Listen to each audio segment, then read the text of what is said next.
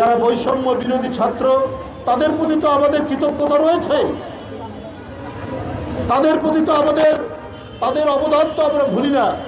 কিন্তু তারা যদি ডিসিকে নির্দেশ করে, তারা যদি এসপিকে নির্দেশ করে, তারা যদি ডিসি এসপির ঘরে বসে থাকে, তাহলে আপনি আইন প্রয়োগ হবে কি করে?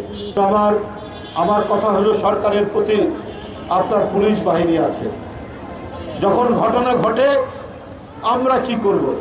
আমরা দেখছি অপরাধীদেরকে ছাড় দেওয়া হবে না।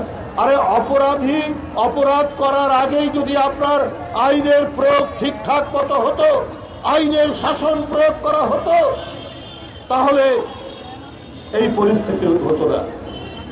বন্ধুরা আমার, আমরা শুনি ডিসি অফিস, এসপি অফিস, মন্ত্রণালয় নাকি ছাত্ররা গিয়ে, যারা বৈষম্য বিরোধী ছাত্র তাদের প্রতি তো আমাদের কৃতজ্ঞতা রয়েছে, তাদের প্রতি তো তাদের অবদান তো আমরা ভুলি না।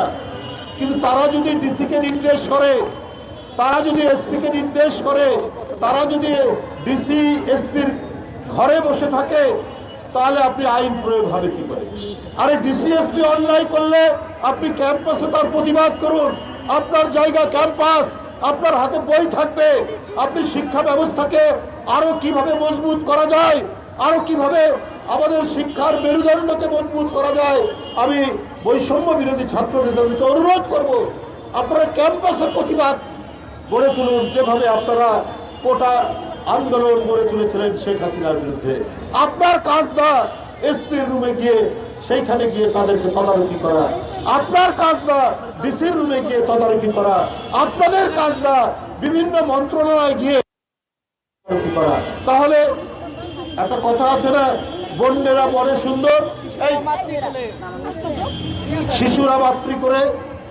ছাত্রদের কাজ ক্যাম্পাসে, ছাত্রদের কাজ ক্লাসরুমে, ছাত্রদের কাজ লাইব্রেরিতে। আপনারা এক বিশাল আন্দোলনের মধ্যে দিয়ে জমি কাঁপানো, ভূমি কাঁপানো, মৃত্তিকা কাঁপানো আন্দোলন আপনারা তৈরি করেছেন। কিসের জন্য? এই দেশে মেধাবীদের মূল্যায়ন করা, এই দেশে যাতে উন্নত মানের শিক্ষা ব্যবস্থা তৈরি করা যায়, তার জন্য আপনাদের আরো আন্দোলন গড়ে তুলতে হবে।